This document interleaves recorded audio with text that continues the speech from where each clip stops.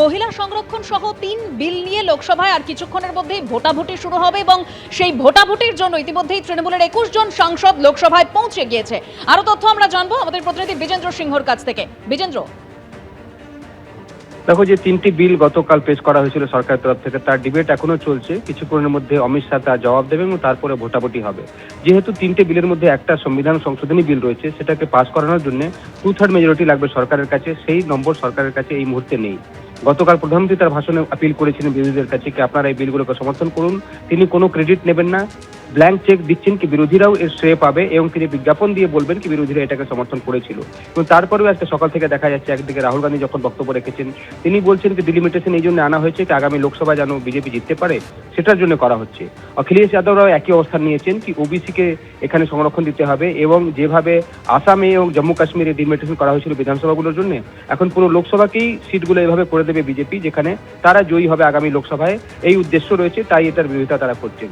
ডিএমকে ইতিমধ্যে স্ট্যালিন জানিয়ে দিচ্ছেন তাকে তারা এটা বিরোধিতা করবেন। সেক্ষেত্রে যদি এই দলগুলো বিরোধিতা করে, তাহলে সরকারের পক্ষে সম্ভব নয় এই মুহূর্তে এই বিলকে, বিশেষ করে যেটা সংবিধান সংশোধনী বিল রয়েছে, সেটাকে পাস করানোর। এখন আলোচনা চলছে, সরকারের তরফ থেকে এখনো আপিল করা হচ্ছে বিরোধীদের কাছে কি যেন তারা সমর্থন করেন।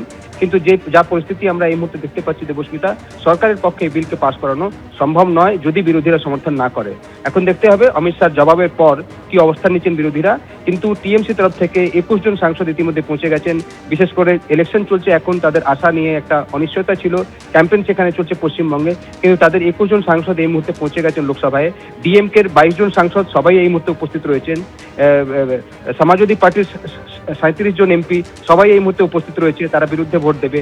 কংগ্রেসের প্রায় সব এমপি এই মুহূর্তে লোকসভায় রয়েছেন। সেক্ষেত্রে সরকারের ক্ষেত্রে এই বিলকে পাস করানোর সম্ভাবনা কম রয়েছে। এখন দেখতে হবে অমিত শাহ কি প্রতিশ্রুতি দিচ্ছেন বিরোধীদেরকে, এবং ভোটাভুটিতে অংশ নিয়ে বিরোধীরা কি অবস্থান নিচ্ছে। ধন্যবাদ বিজেন্দ্র। ভোটের মুখে হরিণঘাটার তৃণমূল কাউন্সিলর গ্রেপ্তার, ভোরে বাড়িতে পুলিশি অভিযান এবং তারপরেই তাকে গ্রেপ্তার করা হয়। আরো বিস্তারিত জানতে আমাদের প্রতিনিধি সুজিত মণ্ডল আমাদের সঙ্গে রয়েছেন। সুজিত, তৃণমূল কাউন্সিলরের বিরুদ্ধে কি অভিযোগ, কেন তাকে গ্রেপ্তার করা হলো? একদমই দেখো স্বর্ণালী, নির্বাচন কমিশনের অভিযোগের ভিত্তিতে তৃণমূল কাউন্সিলরকে গ্রেপ্তার করা হয়েছে এবং এই নিয়ে রীতিমতো উত্তেজনা ছড়িয়েছে। যেটা জানা গিয়েছে, নির্বাচন কমিশনের অভিযোগের ভিত্তিতে নদিয়ার হরিণঘাটা পৌরসভার 17 নম্বর ওয়ার্ডের তৃণমূল কংগ্রেসের যে কাউন্সিলর, নাম রাজীব কুমার দালাল, তিনি কিন্তু হরিণঘাটা পৌরসভার প্রাক্তন চেয়ারম্যানও ছিলেন। তাকে আজ সকালবেলায় কল্যাণী থানার পুলিশ তার বাড়িতে যায় এবং তাকে কিন্তু প্রথম অবস্থায় ধরে নিয়ে আসে, আটক করা হয় এবং পরে তাকে গ্রেপ্তার করা হয়। এবং এই নিয়ে কিন্তু তৃণমূল কংগ্রেসের তরফ থেকে যেটা দাবি করা হচ্ছে যে নির্বাচন কমিশনের অভিযোগের ভিত্তিতেই তাকে গ্রেপ্তারি করা হলো, কিন্তু কি কারণে তাকে করা হয়েছে এখনো তা কিন্তু স্পষ্ট নয়। এবং দলের তরফ থেকে কিন্তু যেটা অভিযোগ করা হচ্ছে যে কোনো রকম নোটিশ ছাড়াই তাকে কিন্তু তার বাড়িতে তল্লাশি চালানো হয় এবং রীতিমতো হ্যারাস করা হয় এবং তাকে গ্রেপ্তার করা হয়েছে। তবুও প্রকৃত কি কারণে নির্বাচন কমিশনের তরফ থেকে অভিযোগ আনা হয়েছে এখনো পর্যন্ত স্পষ্ট নয়। তবে এই গ্রেপ্তারি গিয়ে রীতিমতো চাঞ্চল্য ছড়িয়েছে। তবে তার বিরুদ্ধে তাকে আজকে কল্যাণী মহকুমা আদালতে তোলা হয়েছিল এবং 3 দিনের জেল হেফাজতের নির্দেশ দিয়েছে বিচারক।